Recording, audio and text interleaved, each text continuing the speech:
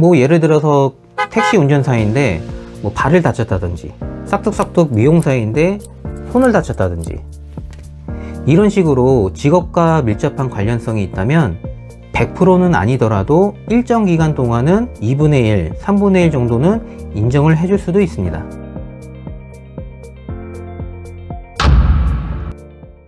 안녕하세요. 손해 사정을 이야기하는 손사톡 김현균 손사입니다. 지난 시간에 이어서 배상책임보험 2편입니다. 이번 영상에서는 배상책임보험에서 보상하지 않는 손해와 그에 대한 대응 방법을 설명드리고자 합니다. 이번 영상도 끝까지 시청해주세요.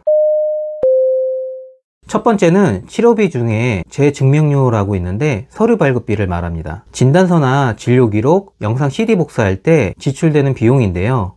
이게 병원 한 군데에서 진단서와 영상 CD를 포함한 기본적인 서류를 발급한다고 치면 보통 3, 4만원 정도가 나오는데요. 문제는 이게 병원이 여러 군데이고 진료 기록이 방대하다면 발급 비용이 생각보다 꽤 많은 돈이 나올 수가 있습니다. 가끔 이 서류 발급 비용만 몇십만원 나오는 분들도 봤어요. 우리나라 법원, 그것도 대법원에서는 이미 오래전에 진단서나 진료기록 발급 비용은 필수적인 손해로 봐서 보상을 해주어야 한다고 판시하고 있습니다. 그러함에도 불구하고 실무에서는 보험사가 인정을 안 해주고 있어요. 왜 그럴까요? 이유는 업계 관행인데 제가 이거 인정을 해준 담당자를 거의 본 적이 없는 것 같아요. 이건 무조건은 아니지만 대체적으로 일부 삭감을 하는 손해인데요. 바로 도수치료, 체외 충격파 치료와 같은 비급여 치료비입니다. 보험사마다 다르지만 치료 횟수가 일정한 횟수를 넘어가면 삭감을 시도합니다. 삭감을 하는 이유를 들어보면 치료 효과가 없는 과잉적 진료로 간주하더라고요. 보통 10회까지는 인정을 해주고 있는데 이게 보험사마다 기준이 제각기라서 저로서도 일률적인 횟수를 정해드리는 건 곤란할 것 같아요. 이거 외에도 영양제와 같은 비급여 주사제도 문제가 될 수 있습니다. 상급병실 차액, 다인실이 아닌 상급병실을 쓰게 되면 하루에 붙는 차액이 바로 병실 차액이에요. 이건 최소 2가지 요건 중에서 한 가지를 인정받아야 합니다. 첫 번째는 입원 당시 다인실이 없어서 부득이하게 1인실을 쓰게 되었다는 부분인데요.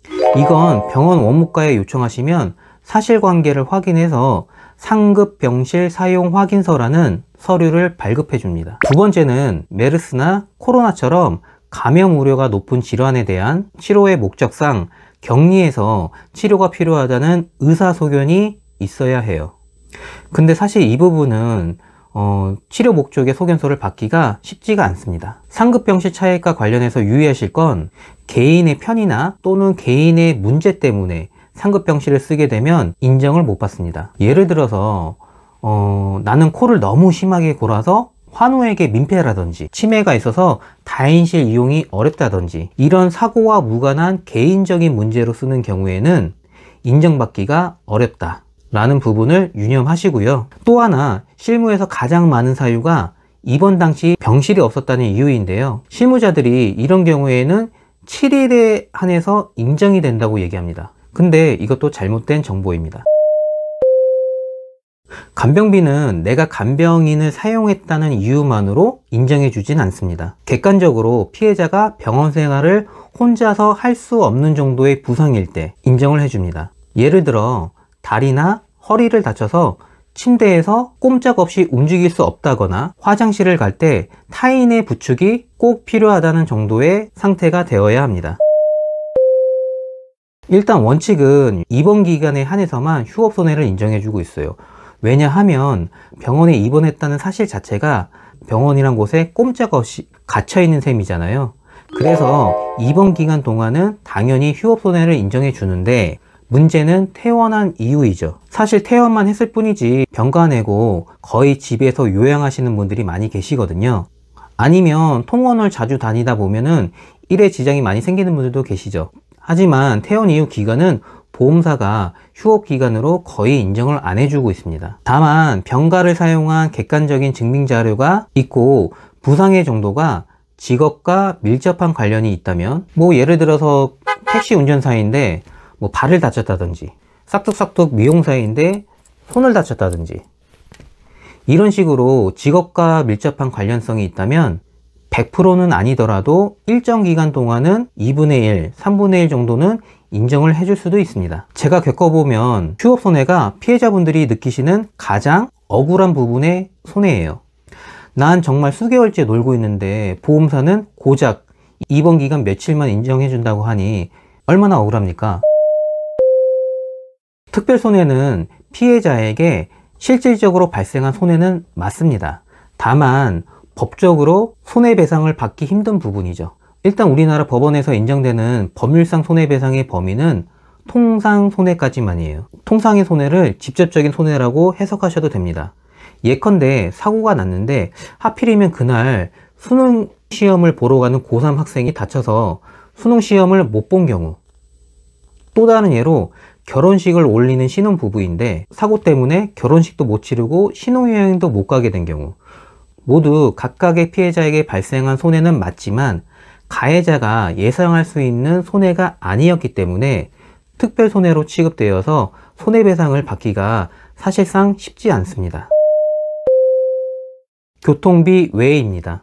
일단 교통비는 보상을 해줍니다. 다만 이건 자동차 보험 약관 기준을 준용해서 회당 8,000원의 교통비를 일괄 적용하는 게 보통이라서 번거롭게 교통비 영수증을 모으실 필요는 없는 거예요. 그 밖에 주차비나 식대를 청구하기도 하시는데 이거는 모아봤자 소용없습니다. 인정이 안 되거든요. 그래서 영수증을 따로 모아 놓으실 필요는 없겠다라고 말씀드려요. 자, 이제 각 사안에 대한 해결 방안을 말씀드릴게요. 꼭 이게 정답이라고 할 수는 없지만 제 경험에 의한 조언이니 참고해 주세요. 제가 말씀드린 대법원 판시사항을 거론하며 따져 물어보세요.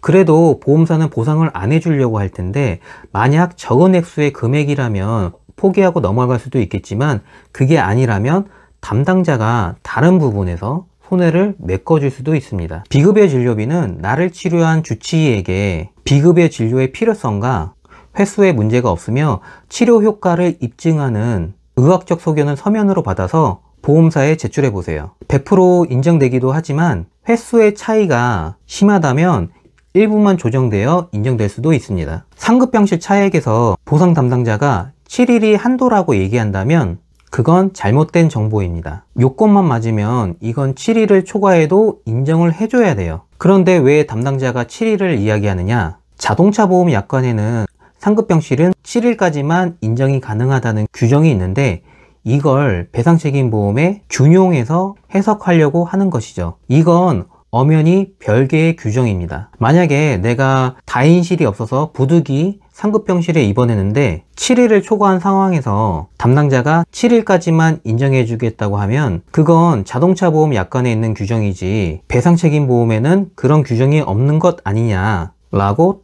따져 물으셔야 합니다. 간병비도 비급여 진료와 유사하게 의사에게 간병인이 필요하다는 소견서를 받아보세요. 피해자의 객관적인 건강 상태가 간병인 필요 조건에 충족되지 않더라도 의사 소견을 받아오면 대체적으로 인정을 해주는 편입니다. 휴업손해는 직업과 부상 사이의 인과관계를 강조해 보시고요. 이 또한 가장 좋은 건 의사로부터 퇴원 이후에도 일정 기간 동안 직업 활동이 제한된다는 소견서를 받아보세요. 또 실제로 병가를 썼다면 병가와 관련된 자료를 서류화해서 제출하시고 통원기간도 인정을 요구해 보세요. 특별손해는 사실 구제 방안이 없습니다. 법률상 특별손해를 인식할 수 있는 사정이 있다면 배상을 한다고 되어 있지만 이런 경우는 극히 이례적이죠.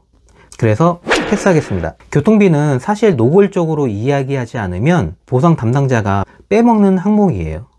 그래서 통원 횟수에 대해서는 자보 약관에 준용해서 교통비를 보상해 달라고 요구해 보세요.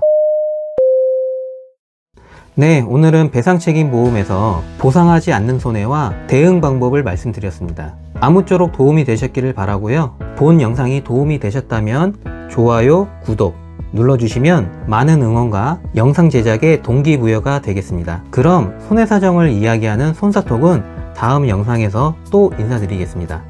감사합니다.